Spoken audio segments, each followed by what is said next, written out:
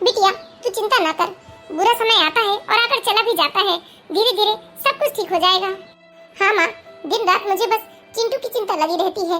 जैसे तैसे गुजारा तो हो रहा है, लेकिन उसके स्कूल की फीस की चिंता हो रही है मुझे, क्योंकि अब महीना पूरा होने वाला है।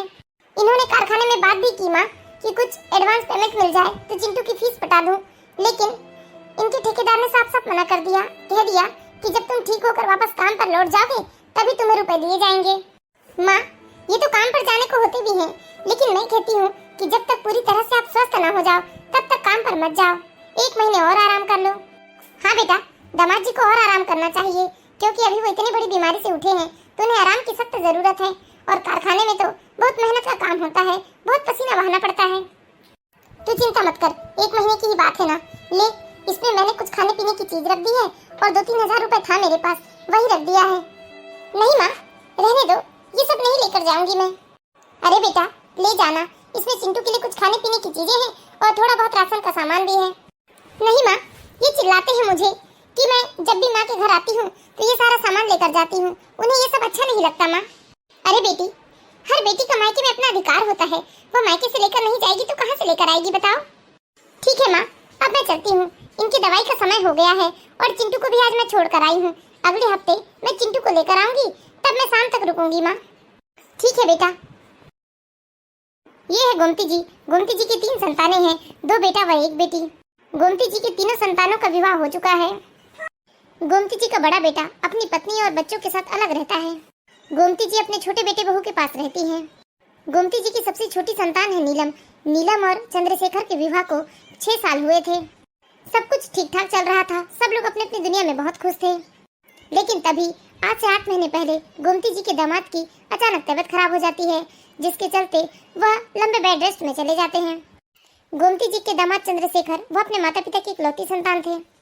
चंद्रशेखर अपने घर में कमाने वाला एक अकेला इंसान था और उसके बीमार पड़ जाने की वजह से घर के खर्चे चलाने में बहुत दिक्कत हो रही थी। नीलम का ससुराल अपने मायके से मात्र 5 किलोमीटर की दूरी पर था, इसीलिए नीलम हफ्ते में एक बार अपने मायके आ ही जाती थी। गोमती जी को दामाद और बेटी की ऐसी हालत देखी नहीं जाती, इसीलिए जब भी नीलम अपने मायके आती तो गोमती जी नीलम को कुछ न कुछ जरूर देती। लेकिन गोमती जी की बहू सुरेखा यह सब देखकर आग बबूला हो जाती है। सुरेखा ने तो 1-2 बार कुछ नहीं कहा, लेकिन जब उसने 3-4 बार देखा कि उसकी ननद उसके ससुराल से थैला भर भर कर सामान ले जा रही है, तो उसका गुस्सा एक दिन अपने पति के सामने फूट पड़ा। अच्छा, पत्नी के लिए हमेशा आपके हाथ टाइट होते हैं, और उधर जब आपकी माँ आपकी बहन को थैला भर भर कर सामान देती है तब तो घर का बजट नहीं बिगड़ता है। सुरेखा, ये क्या बकवास कर रही हो? भला मेरी माँ मेरी बहन को थैला भर भर कर सामान क्यों देगी? बकवास नहीं कर रही हूँ। अरे 1 बार नहीं 2 बार नहीं, बल्कि जब भी अब दीदी अपने मायके आती है तो माँ जी उन्हें थैला भर भर कर सामान देती है।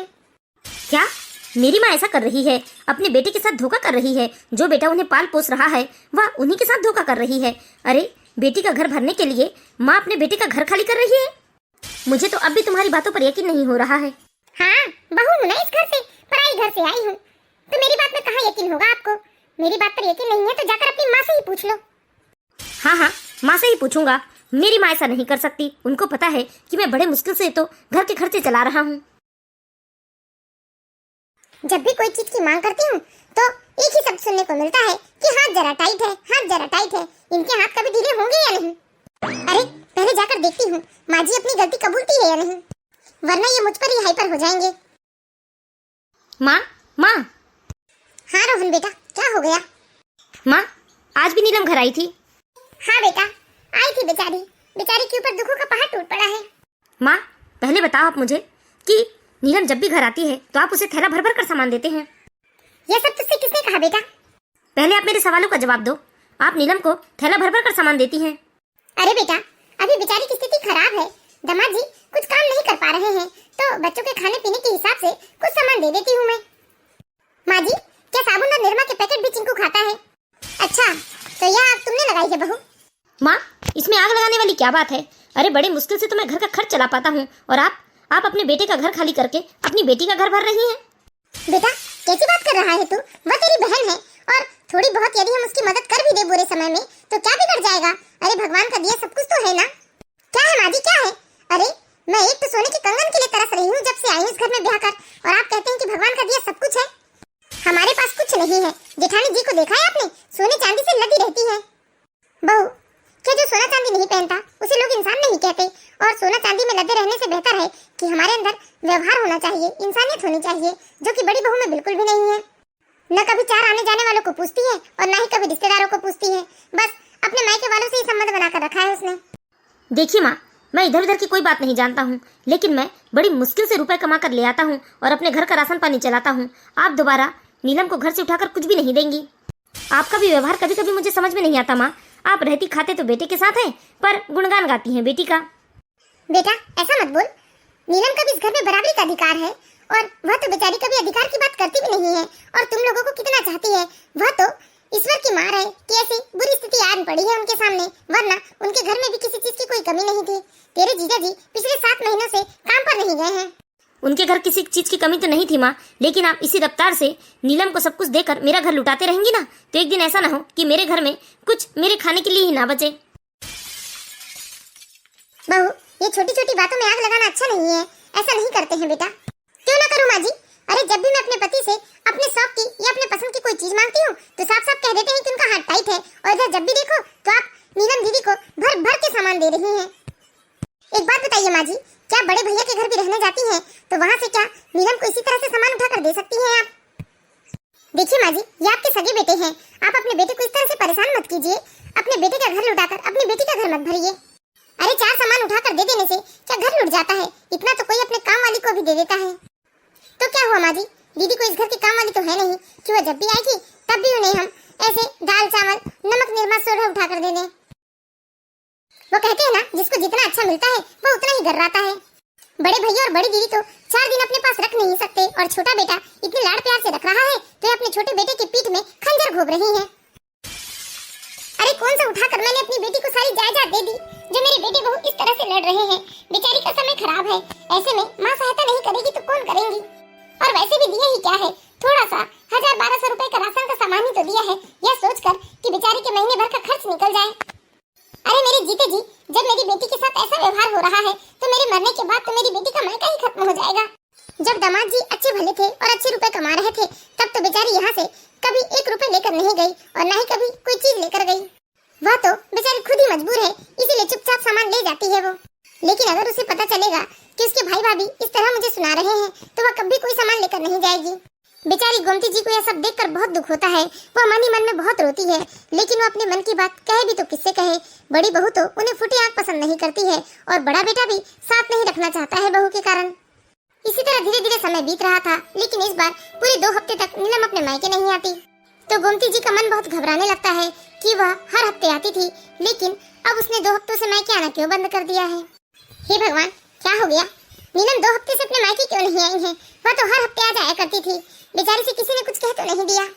अच्छा, लगता है अपनी बेटी का रास्ता देख रही है। हे भगवान, ना जाने क्या हुआ होगा, मेरा मन बहुत घबरा रहा है। ऐसा लग रहा है कि अभी तुरंत ही मैं नीलम के ससुराल चली जाऊं। लेकिन मेरा बेटा सुनेगा कि मैं बिना पूछे अपनी बेटी के ससुराल चली गई थी तो वह मुझ पर गुस्सा करेगा। क्या करूं, कुछ समझ में नहीं आ रहा है। मम्मी, मम्मी बुआ नहीं आई क्या? नहीं बेटा, नहीं आई है तुम्हारी बुआ, जाओ जाकर बाहर खेलो तुम। ठीक है मम्मी। सुनिए जी, मैं आपसे एक जरूरी बात करना चाहती हूँ। हाँ कहो कुसुम। देखिए मैं तो कहती हूँ माँ जी के जीते जी ना आप प्रॉपर्टी का बंटवारा करवा लीजिए, वरना उनके जाने के बाद ऐसा ना हो कि भैया सारी प्रॉपर्टी खुद ही हड़प ले, या फिर ऐसा ना हो कि दामाद जी की तबीयत ठीक ना हो तो माँ जी प्रॉपर्टी का आधा हिस्सा अपनी बेटी नीलम के नाम कर दे। ऐसे कैसे नीलम के नाम कर देंगी? अरे नीलम को जो कुछ भी देना था वह शादी के समय में दे दिया गया है, अब इस प्रॉपर्टी में नीलम का कोई अधिकार नहीं है। ऐसा नहीं होता जी, आजकल के नियम के अनुसार तो बेटियों का भी उतना ही अधिकार होता है, इसीलिए तो कह रही हूँ कि कहीं माँ जी का मन न बदल जाए, इसीलिए समय रहते तुम प्रॉपर्टी अपने अपने नाम करवा लो। हाँ वैसे तुम ठीक ही कह रही हो कि समय रहते मुझे ना प्रॉपर्टी अपने नाम करवा लेना चाहिए, नहीं तो कल को भैया और भाभी ऐसा ना करे कि सारी प्रॉपर्टी खुद ही हड़प ले। कुसुम रोहन को प्रॉपर्टी अपने नाम करवाने की बात कह रही थी, उधर से कुसुम की सास ने सारी बातें सुन ली थी और वह अपने कमरे में वापस चली गई। 2 दिनों के बाद नीलम फिर से अपने मायके आती है। नीलम देख, मेरी बात ध्यान से सुन। क्या हुआ माँ? तेरे भैया भाभी चाहते हैं कि मेरे जीते जी वह प्रॉपर्टी का बंटवारा कर प्रॉपर्टी अपने नाम से रजिस्ट्री करवा ले। अच्छा ही है ना माँ, कम से कम आपके जीते जी बराबर का बंटवारा तो हो जाएगा। लेकिन बेटा तेरे भैया भाभी प्रॉपर्टी का सिर्फ 2 हिस्सा करने को कह रहे हैं। एक हिस्सा तेरे बड़े भाई का और एक हिस्सा तेरे छोटे भाई का। हाँ ठीक ही तो है ना माँ, कर दीजिए आप अपनी प्रॉपर्टी के 2 हिस्से। अरे बेटा तेरा दिमाग तो ठीक है ना, अभी तूने देखा ना कि दामाद जी जब 8 महीने नहीं कमाए तो तुम लोगों की स्थिति कैसी हो गई थी। और ये जो प्रॉपर्टी होता है ना, ये बुरे समय के लिए ही होता है। और तुम इस घर की बेटी हो और प्रॉपर्टी में तुम्हारा भी बराबर का हिस्सा है, तो तुम अपने हक के लिए लड़ो। नहीं माँ, अगर भैया मुझे प्रॉपर्टी में हिस्सा नहीं देना चाहते तो मैं अपने हिस्से के लिए लड़ूंगी नहीं। वैसे भी मेरे ससुराल और मायके के बीच में ज्यादा दूरी नहीं है और मैं महीने में 1 बार तो अपने मायके आती ही हूँ और सम्मान से रहती हूँ। इससे ज्यादा मुझे कुछ नहीं चाहिए माँ। सच में बेटा तू बहुत ही भोली है। आज के जमाने में कोई भी अपना हिस्सा नहीं छोड़ना चाहता है और तू अपने भाई भाभी के लिए अपना हिस्सा छोड़ रही है। माँ, मैं उन लोगों को बेवकूफ समझती हूँ जो दौलत के लिए अपनों से लड़ लेते हैं और जीवन भर के लिए अपना रिश्ता खराब कर लेते हैं, जबकि मरने के बाद कोई भी अपनी प्रॉपर्टी लेकर नहीं जाता है। वैसे भी माँ, यहाँ किसी की जिंदगी की क्या गारंटी है, कौन कितने दिनों के लिए आया है यह कौन जानता है। इसीलिए जितने दिन की जिंदगी है उसे हंस कर जियो, मेरा तो यही उसूल है। इस तरह गोमती जी के दोनों बेटे गोमती जी की सारी प्रॉपर्टी को 2 हिस्से में बांट लेते हैं, लेकिन नीलम किसी से कुछ नहीं कहती है। इसी तरह धीरे धीरे समय बीत रहा था और एक दिन नीलम अपने बेटे के साथ अपने मायके आई हुई थी।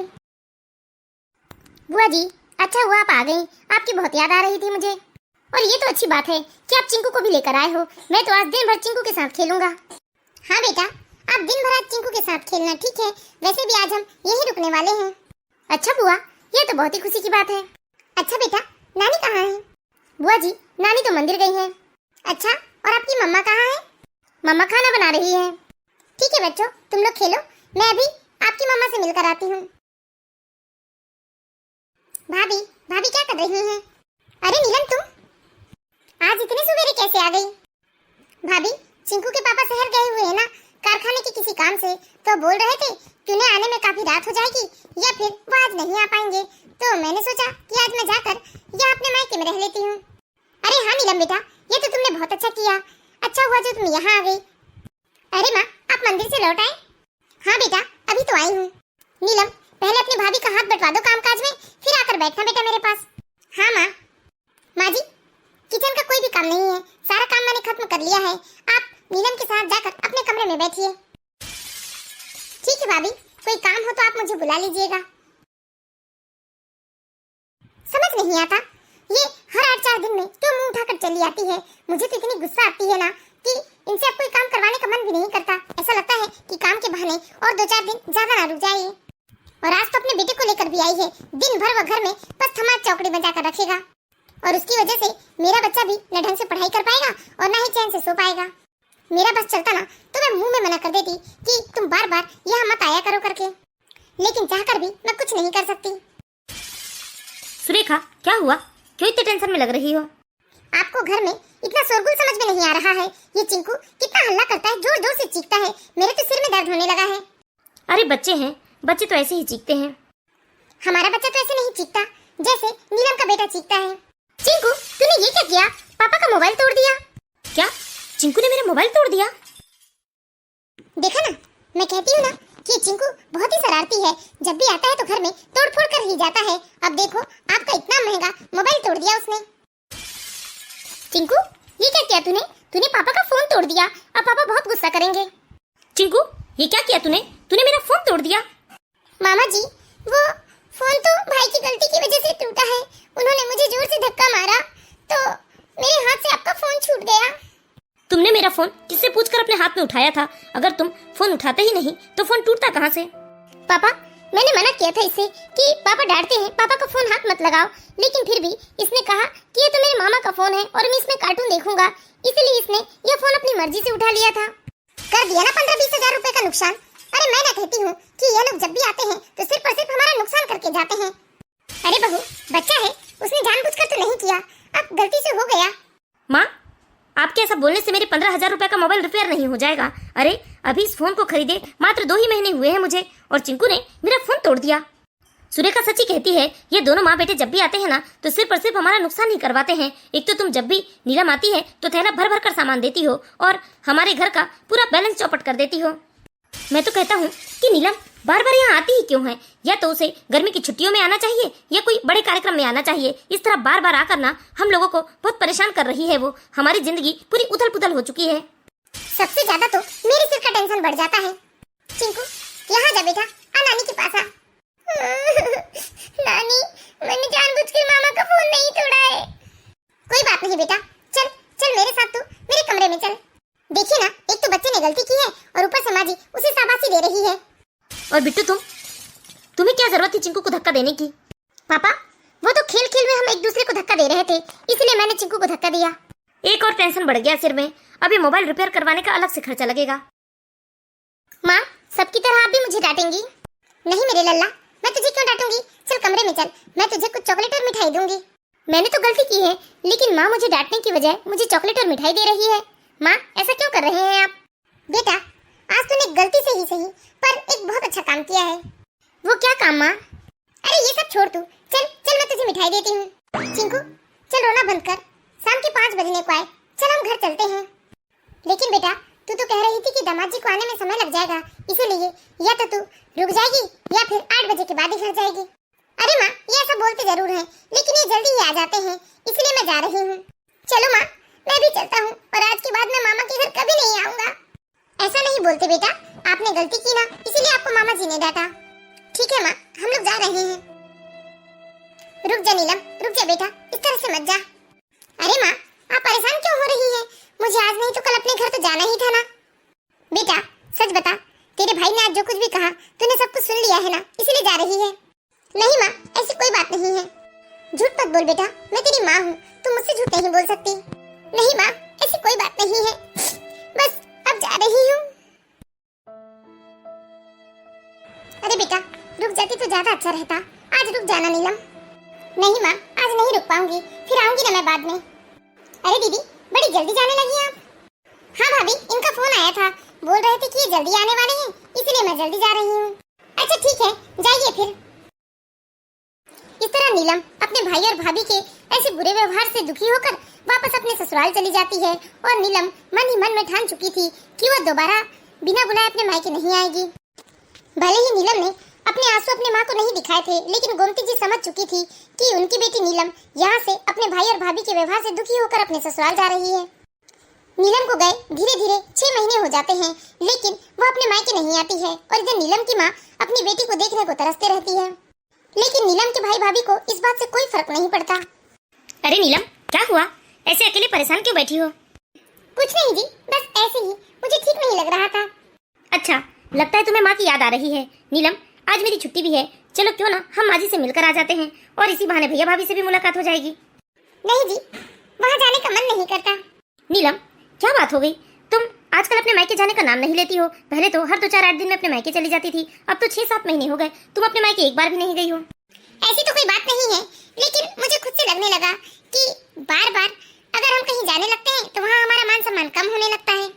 अरे पागल, वो तुम्हारा मायका है, वहाँ तुम बार बार जाओ चाहे हर रोज जाओ, वहाँ पे तुम्हारे मान सम्मान पे क्या फर्क पड़ने वाला है? वहाँ तुम्हारी माँ है। लेकिन जी, भैया भाभी भी तो है ना, क्या पता मेरा बार बार आना जाना भाभी को अच्छा लगे या ना लगे, इसलिए मैंने वहाँ आना जाना कम कर दिया है। अच्छा कोई बात नहीं, जैसी तुम्हारी मर्जी, लेकिन जब भी तुम्हारे जाने का मन करे तो तुम मुझे बता देना, हम साथ में चलेंगे, क्योंकि बहुत दिन हो गए मैं भी माँ जी से नहीं मिल पाया हूँ। हाँ जरूर। इसी तरह धीरे धीरे 1 साल का समय बीत जाता है, लेकिन फिर भी नीलम अपने मायके नहीं जाती। एक दिन नीलम की किसी पड़ोसी ने बताया कि नीलम के भतीजे की तबीयत ठीक नहीं है, बहुत सारे डॉक्टरों को दिखाया, लेकिन अभी तक कोई आराम नहीं लगा है। यह खबर सुनते ही नीलम बहुत दुखी हो जाती है और अपने आप को रोक नहीं पाती, और नीलम अपने भतीजे का हालचाल पूछने के लिए सीधे अपने मायके पहुंच जाती है। मेरा बच्चा कुछ खा ले बेटा। नहीं माँ, मैं नहीं खा पाऊंगा। क्या करूँ, कुछ समझ में नहीं आ रहा है। इतने सारे डॉक्टर के पास लेकर गया, लेकिन मेरी बेटी को कहीं आराम नहीं लगा है।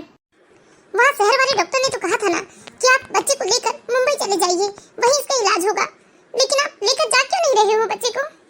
सुरेखा, डॉक्टर ने यह भी तो बताया था कि वहाँ इसके इलाज में करीब 4-5 लाख रुपए का खर्च आएगा, और इतने पैसे की व्यवस्था तो है नहीं अभी मेरे पास।